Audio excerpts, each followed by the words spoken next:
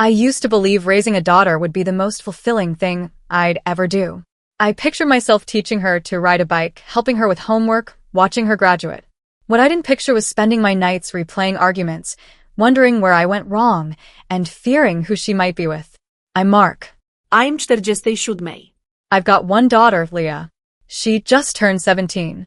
I work in automotive diagnostics, nothing fancy, but it pays well, and I'm home most nights by 6. My wife, Denise, works in real estate. We've been married 19 years. Leah used to be this bright, imaginative kid who never stopped asking questions.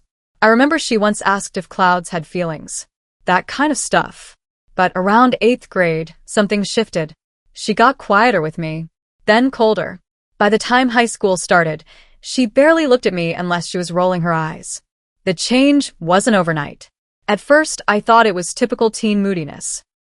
She'd slam a door, say something sarcastic, and I'd chalk it up to hormones. But then came the sneaking out, the missed curfews, and the days she'd stay locked in her room until well past noon. Every time I tried to set rules, Denise would undermine me. She's a teenager, Mark. Give her space. I didn't want to be the bad guy, but someone had to be the parent. One evening, about 6 months ago, I got home early. Leah wasn't supposed to have anyone over, and Denise was showing houses late. I walked into the living room and saw a guy on the couch. Mid-20s, maybe. Face full of piercings. I asked who he was. Leah walked in from the kitchen and said, "He's a friend. Chill out." I asked him to leave. He mumbled something and walked out. Leah called me controlling. Said I was jealous. Jealous. Of what? I'm still not sure. The fights got worse after that. She stopped eating dinner with us. Started coming home smelling like weed. One night, she came in at 2 a.m., giggling, tripping over herself. I tried to talk to her, but she shoved past me and locked herself in the bathroom. I begged Denise to help me set boundaries. She told me I was being dramatic, that Leah was just exploring. I said I didn't recognize our daughter anymore. She said that's because I never tried to understand her. Then came the credit card charges. Expensive meals, hotel stays, luxury makeup brands. When I froze the card, Leah screamed that I was abusive. Denise agreed. Said I was financially punishing our daughter. I tried explaining that money comes with responsibility. No one listened. 3 months ago, I came home early again. Leah's door was shut, but the music was blasting. I knocked. No answer. I knocked again louder. Still nothing. So I opened the door. She was in bed with a man who looked older than me. I snapped. Told him to get out before I called the cops. He left without a word. Leah? She just stared at me and said, "You're disgusting." Then she spit on the floor and told me I'd just ruined her life. 2 days later, a caseworker from Child Services showed up. Leah had reported me for emotional abuse. I spent 3 hours explaining my side while Leah told them I was controlling, unsafe, and mentally unstable. They told me to consider family counseling. I told them we'd already tried twice. Leah refused to talk both times. The worst part wasn't the accusation. It was the way Denise just stood there, not saying anything, not defending me, just watching it unfold like it wasn't her life too. Leah's grades fell apart. Her school called, said she'd failed half her classes and hadn't shown up in weeks. When I brought it up, Denise said, maybe traditional school isn't for her. When I asked what was for her, she didn't answer. Then came a letter from school administration. Leah had offered inappropriate favors to a male teacher in exchange for a passing grade. They were expelling her. No warnings, no appeals. I told Denise. She said the school was overreacting. Said I believed everyone but our daughter. Said I wanted her to be a problem child just so I could be right. I'm not proud of what came next. I yelled. For the first time in years, I actually raised my voice and shouted, "Why do you keep protecting her from consequences?" Denise didn't yell back. She just turned around and walked out. A week later, Leah came home with a black eye. She said she fell. I didn't believe her. I asked where she'd been. She said, "With people who don't treat me like garbage." I stayed up all night that night. Not worrying, not even thinking. Just empty. It's hard to describe. I didn't feel like a father anymore. I felt like an intruder in my own home. The next day, I sat down with Denise. Told her we needed to talk. Told her Leah needed help, real help. Rehab. Supervision. Therapy. Structure. She stood up and said, "If you want to run a prison, go live in one. Leah's not your project." I haven't spoken to either of them since that day. And that brings us here. I'm in a motel off Route 9, writing this between shifts.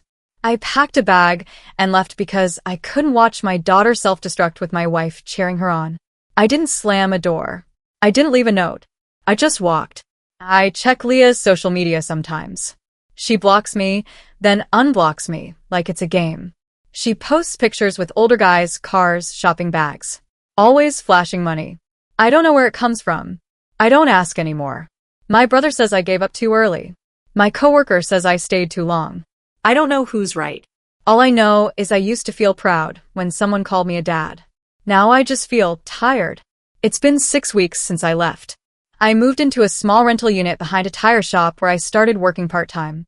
The landlord's barely around, and the walls are thin, but I don't mind the quiet. At least here, I'm not arguing with ghosts. I didn't expect them to reach out. And they didn't. Not a call. Not a message. Not even an email. At first, I checked my phone obsessively. I kept the ringer on even when I slept. Eventually, I stopped looking altogether. Then one night, around midnight, I got a message from an unknown number. "Can you send money for hotel?" I got kicked out. Just a night. I stared at it. No name. No explanation. But I knew it was Leah. I didn't respond. I couldn't. I just sat there holding the phone like it might explode. Then, 30 minutes later, another message. "Forget it. I'll figure it out." That was it. The next morning, I called Denise for the first time since I left. She didn't answer. I left a voicemail. "Leah messaged me last night. Said she got kicked out. I don't know where she is. If you know, please just let me know she's okay." No reply. Not even a read receipt. 3 days later, I got a call from an old friend of mine, Chris. His daughter used to be in Leah's class. He said he saw Leah outside a gas station in the next town over. Said she looked worn down. Said she was with a man who was shouting at her over a pack of cigarettes. Chris didn't get involved. He didn't know if it was my place, but he thought I should know. I drove out that night. It was pouring rain. I checked every convenience store and corner spot I could think of. Nothing. The next day, I finally got a text from Denise. No greeting. No sign of emotion. "She's staying with someone. She's fine. Don't come here." That was the entire message. I responded, "What do you mean, someone? Do you even know who?" She didn't reply. For a week, I debated calling the police. Or CPS. But what would I even say? That my daughter, who reported me months ago, might be living with a man I can't name in a place I can't locate? Then I got a call from Leah herself. She sounded tired. Like she hadn't slept. Her voice was low. She said, "I don't want anything. I just wanted to tell you, I'm not doing drugs. I'm not pregnant. I'm not dead." I didn't say anything right away.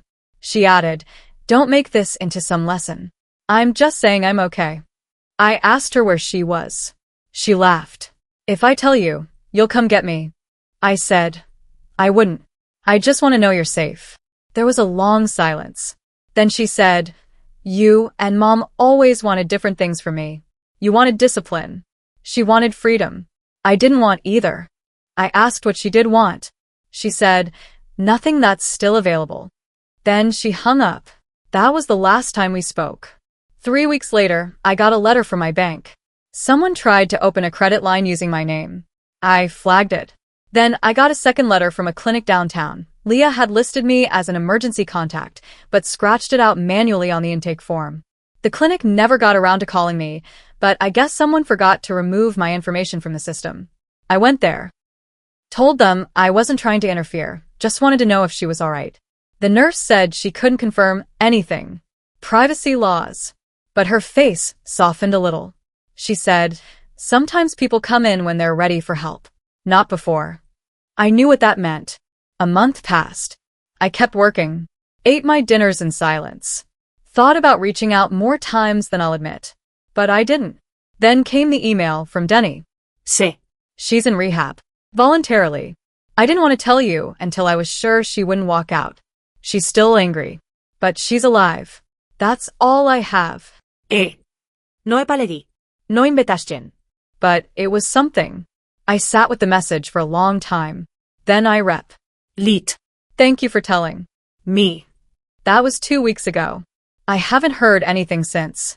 People keep asking if I'll try to reconnect. If I'll visit. If I'll write her a letter. Maybe one day. But not yet. Because love without boundaries isn't love, it's permission. And I spent too many years giving permission to be destroyed under my own roof. Right now, I don't need to be a father. I just need to be a man who survived it.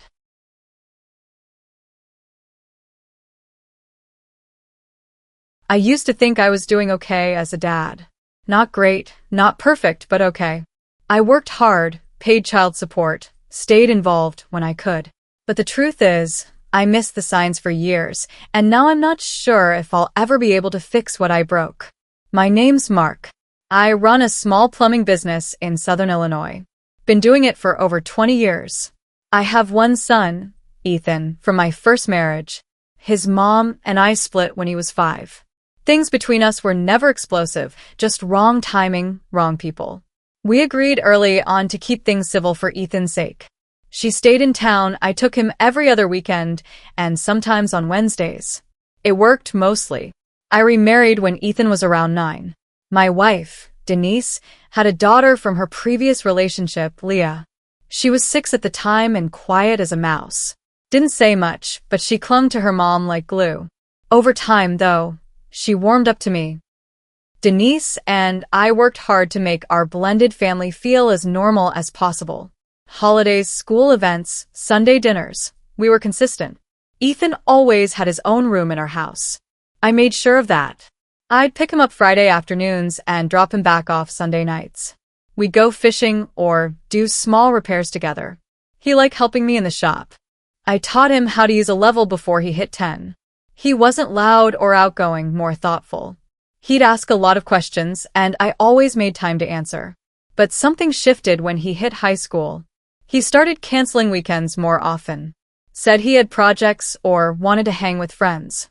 I didn't press. It felt like a normal part of growing up. Denise said I should call him more, but I figured giving him space was part of being respectful. I didn't want to be the clingy dad who guilt-tripped his kid into hanging out. Meanwhile, Leah blossomed. She started doing well in school, got involved in theater, and eventually aimed for journalism. Denise was over the moon. I was proud, too. She worked hard. I helped her with writing contests and college applications, just like I would have if she were my own. I thought I was being fair. When Ethan turned 17, I gave him my old socket wrench set. It wasn't fancy, but it was the one I learned with. He looked genuinely touched. I thought that moment meant we were good. That he understood I still cared. Apparently, I was wrong. Everything came crashing down last year, around the time Leah got her first job out of college. She landed a position with a well-known regional paper and moved into her own apartment. Denise and I threw her a small party. Just close family and a few of her friends. Nothing extravagant. Ethan didn't come. That didn't strike me as odd. He'd been distant since going to university out of state. We still talked once every few months. Mostly short, polite calls. He was studying mechanical engineering. I kept thinking we'd reconnect once he graduated and settled into something. Maybe even work together if he wanted. The night of Leah's party, I gave her a small gift, a plaque I had custom made. It said, "For the stories yet to be told." She teared up. There was laughter, pictures, toasts. I posted a photo of her holding the plaque on Facebook. Nothing dramatic. 2 days later, I got a text from Ethan. "I guess you finally got the kid you wanted." It hit me like a truck. I hadn't heard from him in months. And now this? I replied. "What are you talking about?" He didn't answer. The next day, I called. He picked up, but his voice was cold. I asked if everything was okay, and he just said, "It's not. But I don't think you care." I asked him to explain. He said he saw the post. Said he remembered every time I missed his science fair because I couldn't reschedule a client, and how I never once visited him on campus, even though it was only 4 hours away. He brought up the time I flew to see Leah's final performance in her college play, but never asked about his senior project. I didn't know what to say. I honestly didn't remember missing that many events. I told him I was sorry if I made him feel less important, and he said, "You didn't make me feel anything. You just showed me where I stood." Then he hung up. Denise asked me what happened, and I told her. She was quiet for a while, then said, "Maybe you were more present for Leah than you realized." I tried texting Ethan again the next day. Apologized, asked if we could meet up, talk things through. No reply. Weeks passed. I reached out twice more, nothing. Eventually, his number stopped accepting texts. I think he blocked me. Then last month I got a letter. No return address. Inside was a printout of one of my old Facebook posts, me and Ethan working together in my shop when he was about 11. I'd written, "Proud of my boy. Future engineer right here." On the back, scribbled in marker, was, "You were proud of me once. What happened?" That was all. It's been 3 weeks since that letter. I haven't heard anything else. Denise tries to keep me distracted, and Leah's been checking in more. But I can feel it. It's like I'm mourning someone who's still alive. I never thought I'd be the kind of dad who gets cut off. I want to think there's still time to make things right. But I know I don't get to decide that anymore. It's been a few months since that letter showed up, and I hadn't heard a word from Ethan. Nothing. I kept going to work, taking jobs, fixing leaky pipes and clogged drains, pretending things were normal. But every time I passed that picture in the hallway, the one of him holding a fish we caught when he was 10, I felt the same tight knot in my chest. Guilt, mostly, and helplessness. Then one Friday afternoon, I was in the middle of a job at a commercial property, tightening a valve under one of those huge industrial sinks, when my phone buzzed in my pocket. I almost ignored it, but I checked anyway. It was a name I hadn't seen in years, Scott P. Scott was Ethan's high school friend. They'd been close for years, but I hadn't heard from him since they went off to college. His text was short. "Hey, Mr. Matthews. I think you should know something. Can we talk?" I stepped outside and called him immediately. He picked up fast. "Hi, Mr. Matthews." I wasn't sure if I should say anything, but I ran into Ethan recently. He didn't know I still had your number. "Is he okay?" I asked, probably too fast. "Yeah, I mean, he looks okay. Lives in Chicago now, got a job at some engineering firm. But he, mentioned you. Just in passing." "What did he say?" Scott hesitated. He said something about wishing things had been different. But he also said he doesn't want to open old wounds. That phrase hit hard. Old wounds. Like our entire relationship was some injury best left to scar over. I asked Scott if he thought Ethan would be open to a letter, something that wasn't a text or a call. Something more personal. He said he couldn't guarantee anything, but that it probably wouldn't hurt. So that night I wrote the letter. It wasn't poetic. It wasn't clever. I just laid out everything I'd never said. How proud I'd always been. How I messed up by being passive. How I didn't realize how those choices added up to something that felt like rejection. I told him I should have been better and that I didn't expect forgiveness, but I hoped he'd at least know the truth. I included my current number, email, address. All of it. I mailed it the next morning. First class. Certified. Then I waited. 2 weeks passed. Nothing. I tried not to get my hopes up, but I checked the mailbox every day like clockwork. Then one Sunday evening, my phone buzzed while Denise and I were cleaning up after dinner. Unknown number. I stared at it. Didn't breathe. Denise looked over. "Is it him?" I nodded and answered. There was silence on the other end. Then, "Hi, it's Ethan." I stepped out into the garage. "Hey, son." Another long pause. "I got your letter," he said. "I read it. A couple times." I stayed quiet. Let him talk. "I'm not calling to forgive or forget," he continued. "But I didn't block you because I hated you. I just couldn't deal with how small I felt every time we talked. I felt like I had to prove I mattered, and even then, I'd never get to first place. I wanted to say something, but again I waited. You were cruel. Just blind," he said. "And it hurt in ways you didn't see." I told him he was right. That I didn't see it, and that I wished I had. More silence. Then he said something I didn't expect. I started my own side project, building a custom car from scratch with a buddy. Thought you might want to see it sometime. My voice cracked a little. Yeah. Yeah, I'd like that. I'm not saying we're good, he warned, but maybe we could get a coffee. Talk like people, not strangers. That's more than I deserve, I told him, but I'd be grateful. We made plans. Just a time and a place, neutral ground, a diner halfway between us. The meeting was stiff at first, polite but distant. We talked about work, the car he was building, some of the tools he used. He still remembered how to adjust torque settings better than most people I trained. When the check came, he reached for it. I stopped him. This one's on me, I said. He didn't argue. Before we left, he said, I still don't know if I'll ever call you Dad again. I nodded. That's okay. But I might call again. And that's where we left it. I haven't heard back in a few weeks, but I'm not pushing it. I messed up for years. I can be patient now. Denise tells me that even if it never gets fully fixed, at least he knows I care. At least the door isn't locked anymore. As for the photo he ripped in half, I keep my side in a drawer. I'm not taping it back together or anything. Not yet. Maybe someday. But only if he's ready.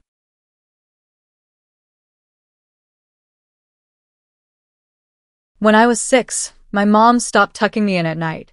One day, she just stopped. That was around the same time her boyfriend moved in, Dave. He wasn't the worst guy she'd ever brought home, but he definitely wasn't around for me. He worked nights, slept all day, and hated noise. I learned real quick that crying was considered noise. We lived in a rental house in Bakersfield. It was beat up but had a big backyard, which became my safe place. I used to sleep out there in a tent sometimes when the yelling got too loud. I'd tell people at school I was camping. No one ever asked questions.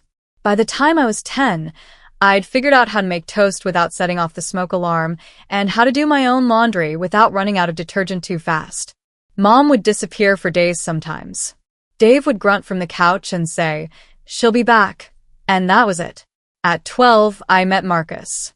He was 2 years older and lived across the street with his grandma. We bonded over an old Game Boy I found at a garage sale. He taught me how to fix the battery connectors with aluminum foil. From then on, we were inseparable. I started spending more time at his house than my own. His grandma noticed, but never asked too many questions. She just made sure I had dinner when I was around. By high school, I was basically living there. I'd go home to grab clothes and keep up appearances, but it didn't really feel like mine anymore. Mom and Dave were in and out of trouble by then, DUIs, job firings, fights in the yard. Cops knew our address too well. I graduated barely, and mostly because Marcus made me go to class. He joined the Navy the year after. I stayed behind and got a job at a parts store. It wasn't glamorous, but it paid enough to rent a room from his grandma. I never told him, but she didn't even ask for rent half the time. Just told me to be useful. Things felt steady for the first time ever. I even thought about community college. Then Marcus came back for a visit during leave, and he brought someone with him, his fiancée, Brooke. She was friendly, smart, and clearly saw me as the little brother. I liked her right away. They got married quick. He was being deployed again, and she moved into the house with his grandma while he was gone. I moved out the same week, not because anyone asked me to, but because it felt like the right thing. I found a cheap apartment on the edge of town with a couple roommates I barely knew. Over the next year, I got a better job at a garage, saved a little, started to feel like an adult. I still talked to Marcus weekly, and I'd go over to see his grandma on Sundays. Brooke and I became close. She'd invite me to dinner, ask how work was going, send me home with leftovers. When the pandemic hit, everything fell apart. My hours got cut, and then the shop closed entirely. Unemployment was a mess. My roommates bailed on the lease. I tried to hold on, but by December, I was broke and behind 2 months on rent. I called Brooke. I told her I didn't want to burden anyone, but I needed a place to crash. Just a couch, just for a few weeks. I didn't even ask for food, just shelter. She hesitated. Said she'd need to talk to Marcus. I understood. An hour later, she called back. I'm really sorry, but I don't think it's a good idea, she said. That was it. I didn't even know what to say. I think I mumbled something like, okay, thanks anyway, and hung up. I didn't call Marcus. I didn't want to make it a bigger thing. I just didn't have the energy. I ended up sleeping in my car for a while. A friend from high school eventually let me stay on their floor. I bounced around, picked up delivery shifts, and slowly clawed my way back. Found a small job at a machine shop. Not glamorous, but steady. I saved like crazy. I finally moved into a studio apartment that smelled like paint thinner, but had a lock on the door and a working stove. I haven't spoken to Marcus since. He's tried. A lot. Called, texted, left voicemails. Brooke sent me a message on Instagram with a photo of them holding a baby. Meet Eli, it said. I didn't open it. His grandma passed away a few months later. I didn't go to the funeral. Didn't send anything. Didn't even open the messages about it. I couldn't. Because when things were bad, really bad, I didn't need a hero. I just needed someone to say, yeah, come over. But they didn't. And that rewrote everything I believed about who we were. Now, it's been almost a year. I've got a decent job, a routine, a quiet apartment. Marcus still sends updates, pictures of Eli crawling, Brooke smiling, the kind of stuff that's supposed to tug at something in me. But mostly, it just reminds me of the backyard tent, of how I've always figured things out alone. And how maybe I was never really part of their family the way I thought I was. It was a Saturday in late spring when Marcus showed up. I was under a car at the garage, replacing a busted fuel pump, when I heard someone calling my name. I slid out, wiped my hands, and saw him standing there in jeans and a hoodie, holding a thermos like he wasn't 3 hours out of his way. He looked older. Or maybe just tired. I hadn't seen him in person in over 2 years. I didn't know where else to go, he said. I didn't say anything, just stood there while the motor ticked and the shop smelled like gas and rubber. He asked if we could talk. I looked over at my boss, who was too busy yelling at someone over the phone to care, then nodded once and pointed to the alley out back. We sat on a couple plastic crates by the dumpster. I wanted to say this a long time ago, he started, but I figured you wouldn't pick up. So here I am. I leaned back against the brick wall and waited. He exhaled and rubbed the back of his neck. I messed up. We both did. You needed help, and we turned you away. I've gone over it 100 times. There's no excuse that makes it okay. I stayed quiet. He glanced at me. Brooke was scared. Eli wasn't even born yet. She didn't want another person in the house. She was panicking about the virus, her pregnancy, me being gone again soon. I told her we'd talk about it. Then I didn't push. I thought you'd figure something out, like you always do. That last part stung more than I expected. You always land on your feet, he said. I thought you didn't really need us. That you'd bounce back in a week. I asked, did you even think about where I'd go? He looked down. No. I just thought you'd be okay. That was the problem. Everyone always assumed I'd be okay, because I'd been okay on my own so many times before. Like that meant I didn't need anyone. I told him that. He nodded. You're right. I asked him why he came now. He pulled out a small envelope and handed it to me. Inside was a picture of Eli, maybe a year old, holding a toy car and grinning with 2 teeth. On the back it just said, he says car now. Wants to be a mechanic like his uncle. I talk about you all the time, Marcus said. He doesn't even know who you are yet, but I tell him stories. About the Game Boy, the backyard races, your old RC truck. He gets excited. I think he'll be like you. I held the photo for a second, then put it back in the envelope. He said, I know I don't deserve to ask for anything, but I'm here anyway. Because I miss you. Because Eli deserves to know you. We sat there in silence for a while. A cat darted between trash cans. My phone buzzed with a reminder about a parts order. Finally, I stood up and said, I need to finish this job. He stood too. Yeah. Okay. Before he left, he turned back. We moved into a new place last month. It's ours. Not grandma's. Not temporary. If you ever want to come by. Doors open. I nodded just once. He took that as enough and walked off. That night, I stared at the envelope on my kitchen table for a long time. Then I opened my drawer and pulled out the photo Brooke had left in my office. The one that just said, "Meet James," on the back. I put it next to the new one. 2 babies. 2 missed beginnings. I didn't call Marcus. I didn't text. But the next weekend, I walked into a bookstore and picked out 2 small toys from the display by the register. A rubber fire truck and a board book about tools. I wrote for Eli on a sticky note. No return address. Then I mailed it. A week later, Marcus sent a photo of Eli sleeping with a fire truck clutched in his hand. I didn't reply, but I didn't block the number either. I don't know where this goes.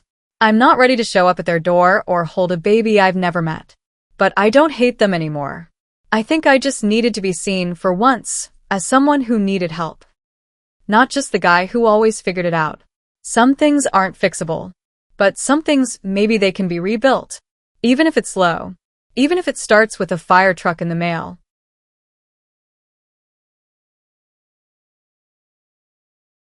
I told my wife I'm filing for divorce yesterday.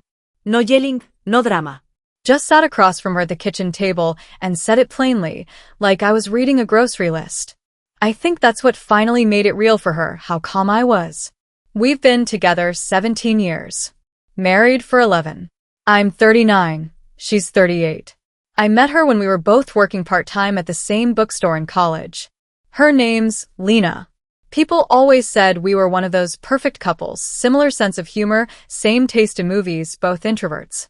She was thoughtful, soft-spoken, and smart in a way that made you feel like an idiot without her ever trying to show you up. I proposed after 5 years together, right before I got my first stable job in logistics. We were aligned on most things. No rush for kids, small wedding, shared finances. But one thing we never fully settled was how we divide responsibilities if we ever did have children. She always brushed it off, saying we'd figure it out when the time came. The time came late. Lena had 2 miscarriages, both devastating. We stopped trying for a while. Then 3 years ago we had our son, Theo. He came early and spent 10 days in the NICU. The day we brought him home was the happiest and scariest of my life. The first few months, Lena was amazing with him. Attentive, affectionate. But after maternity leave ended, everything changed. She went back to her job. She works in academic publishing and started working longer hours than before. I offered to cut back mine and eventually shifted to a remote role so I could handle most of Theo's care. At first, I thought she was just tired. Postpartum's rough, and I didn't want to pressure her. But weeks turned into months, and she stopped doing almost anything parenting-related. No feedings, no bedtime. She didn't even know what size diapers he wore. When I brought it up, gently, she said she didn't connect with him the way I did, and that I was better at that stuff anyway. I asked if she wanted to talk to someone about it. She said she was fine. By the time Theo turned 1, I was doing 95% of the parenting. My day started at 6 a.m. and didn't really end. I worked with him in my lap, cooked with him clinging to my leg, cleaned while he napped. I was exhausted, but Lena always had some deadline, some meeting, some reason she couldn't step in. Her only contribution was criticizing how I did things, how I dressed him, what I fed him, how messy the living room was. I didn't leave then. I told myself it was a phase. The turning point came last fall. Theo got really sick, high fever, vomiting, coughing fits. I called our pediatrician, who said to monitor him closely and bring him in if it worsened.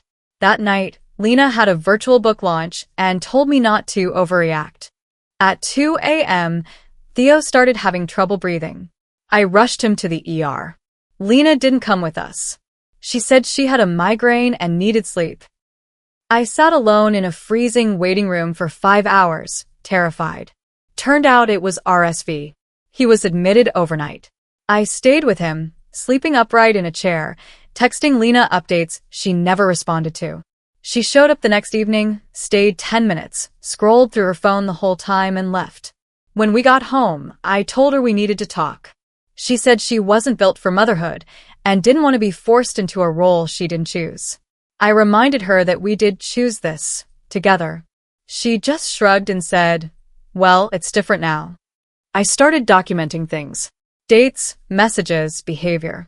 I wasn't planning to use it against her, but something in me knew I had to protect myself and Theo. I tried one last time to make it work. Suggested we do counseling, at least talk to someone about parenting burnout. She rolled her eyes and said therapy was for couples on the edge. I told her, we are on the edge. She didn't answer, just left the room. 3 months ago, I told her I wanted to separate. She laughed, literally laughed, and said, "Where are you going to go? You can't handle this without me." I think she believed that. But I moved into a 2-bedroom rental across town. Took Theo with me. My brother helped with the deposit. My parents take Theo 2 days a week, so I can work uninterrupted. It's not ideal, but it's working. Lena barely visits. Maybe twice a month, for a few hours. She brings snacks, takes photos, posts them online like she's involved. When I ask her if she wants to take him for a full day or overnight, she always has an excuse. Work trip, migraine, bad timing. Yesterday, I served her with divorce papers. She didn't cry. She didn't argue. She just said, "You're going to regret this." But I won't. I've already spent too many nights alone in a room with a crying baby, while the woman I married avoided eye contact and responsibility. I've already had enough. Maybe she'll change. Moments to last a lifetime. I didn't post this to vent. I just needed to write it out like a line in the sand. Next comes custody. I've got everything ready. I'm not angry. I'm not proud. I'm just done. Lena moved out of the house last week. It took less than an hour. She came while I was out with Theo, grabbed some clothes, her work laptop, and a few boxes. No note. No text. Just gone. I only knew because the landlord called to say someone had returned her keys. That was the final sign for me. She wasn't coming back, not as a partner, not as a mother. And honestly, I was relieved. I'd already filed for divorce and petitioned for primary custody, but until then, a part of me kept thinking she might at least try. That she'd show up one day with a plan, maybe an apology. But I got silence instead.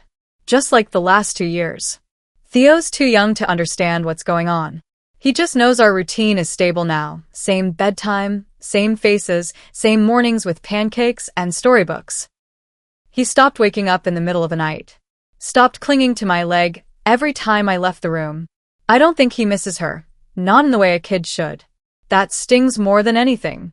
The legal side of things has moved slowly, as expected. My lawyer's solid, thorough, and not interested in games. We've built a timeline of Lena's disengagement, dates, texts, messages she sent me about being checked out or not maternal. I didn't want to use those things, but I also won't let my kid grow up in limbo. Lena finally responded to the custody filing after 6 weeks of silence. Her lawyer sent over a proposal for joint legal, alternating weekends, and half the holidays. I declined it. I'm not trying to be punitive. I just know what's realistic. She's barely seen him since January, and even then, it was mostly for appearances.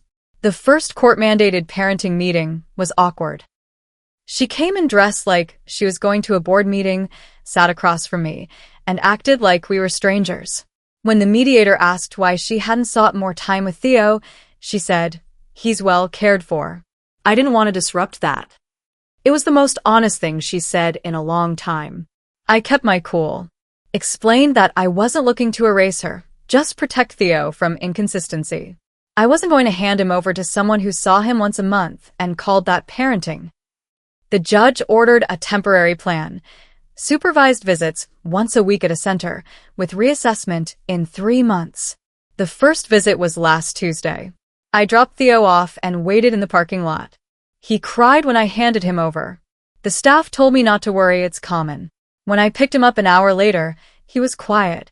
Not upset, just distant. I asked what they did. He said, she looked at her phone. That night, I told myself that if Lena really wanted to change, she still had time. But after 3 visits, it's the same pattern. She shows up, stays distant, leaves early. I've stopped hoping. Instead, I've been focusing on rebuilding small things. Got Theo into a part-time preschool program. Started seeing a therapist, just to sort through the mess I let build up for too long. Took on fewer clients at work, so I can do pickup and drop off without stress. My parents have been incredible. They never once said, "I told you so," even though I know they saw the cracks in Lena long before I did. They show up twice a week with groceries and stay for dinner, just to give me adult conversation and a breather. I ran into Lena's sister at the grocery store last weekend. She asked how Theo was doing, then said quietly, "I don't know what's going on with her. She doesn't talk to us anymore either." I just nodded. What could I say? The final custody hearing is in 2 weeks. I'm not nervous. Whatever the outcome, I know I've done everything I could. Lena might get some visitation, maybe even shared holidays eventually. And that's fine, if she earns it. But I won't hand over my son just to make things look even on paper. This entire situation has been like waking up from a long sleep. For years, I thought I was building a life with someone. Turns out, I was just holding it together alone while she slowly stepped back. I'm still standing. And more importantly, so is Theo.